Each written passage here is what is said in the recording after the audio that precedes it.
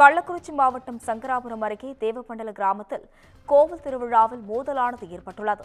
இந்த மோதலில் ஈடுபட்ட சதீஷ் என்பவரை கைது செய்ய கோரி அந்த கிராம பகுதி மக்கள் போராட்டத்தில் ஈடுபட்டு வருகின்றனர். மோதலில் காயமடைந்த இருவர் சங்கராபுரம் அரசு மருத்துவமனையில் தற்பொழுது அனுமதிக்கப்பட்டுள்ளனர். சம்பவம் தொடர்பாக சங்கராபுரம் காவல்துறையினர் வழக்கு பதிவு செய்த நிலையில் புகாருக்குள்ளான சதீஷ் தலைமறைவாகியுள்ளார். தலைமறைவாக உள்ள சதீஷை கைது செய்ய நடைபெற்ற சாலை மறியலால் அந்த பகுதியில் போக்குவரத்தானது பாதிக்கப்பட்டது. கைது செய்ய நடவடிக்கை எடுக்கப்படும் என காவல்துறையினர் அளித்த உறுதியை தொடர்ந்து போராட்டமானது கைவிடப்பட்டது குறிப்பிடத்தக்கது. தற்போது இதனை அண்மை செய்தியாக பார்த்து வருகிறோம். இதுகுறித்து கூடுதல் விவரங்கள் வழங்குவதற்காக செய்தியாளர் சக்திவேல் இணைப்பில் உள்ளார்.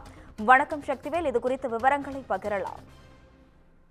நிச்சயமாக வணக்கம் அஸ்வினி. கள்ளக்குறிச்சி மாவட்டம் சங்கராபுரம் அருகே உள்ள தேவப்பண்டலம் கிராமத்தில் நேற்று நடைபெற்ற முனியப்பன் கோவில் திருவிழாவில் முப்பூசை செய்து பொங்கல் வைத்து சிறப்பு அபிஷேகமானது நடைபெற்றது. இந்நிலையில் அதே கிராமத்தைச் சேர்ந்த அண்ணாமலை என்பவரின் மகன் சதீஷ் என்பவருக்கும் முனியப்பன் கோவில் தனக்கே சொந்தம் என கொண்டாடியதாக கூறப்படுகிறது.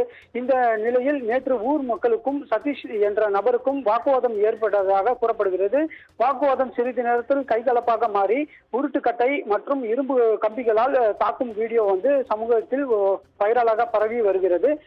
இதனைத் தொடர்ந்து சதீஷ் தாக்கியதில் 2 நபர்கள் சங்கராபுரம் அரசு மருத்துவமனையில் சிகிச்சை பெற்று வருகின்றனர். இதுகுறித்து சங்கராபுரம் காவல்துறையினர் வழக்கு பதிந்து விசாரணையும் மேற்கொண்டு வரும் நிலையில் அண்ணாமலை மகன் சதீஷ் என்பவரை கைது செய்யவில்லை என கூறி சங்கராபுரம் திருவண்ணாமலை செல்லும் சாலையில் சுமார் 1 மணி நேரத்திற்கும் மேலாக பொதுமக்கள் திடீர் சாலை மறியலிலும் ஈடுபட்டதால் பெரும் பரபரப்பு ஏற்பட்டுள்ளது.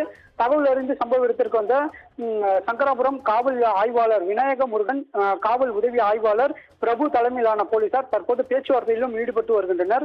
மேலும் சதீஷ் என்ற நபரை கைது செய்கிறோம் என உறுதியளித்ததின் பின்பு பொதுமக்கள் அங்கிருந்து கலைந்து சென்றனர். இதனால் சுமார் 1 மணி நேரத்துக்கும் மேலாக பொது போக்குவரத்து பாதிக்கப்பட்டது. அஸ்வினி, விவரங்களுக்கு நன்றி சக்திவேல்.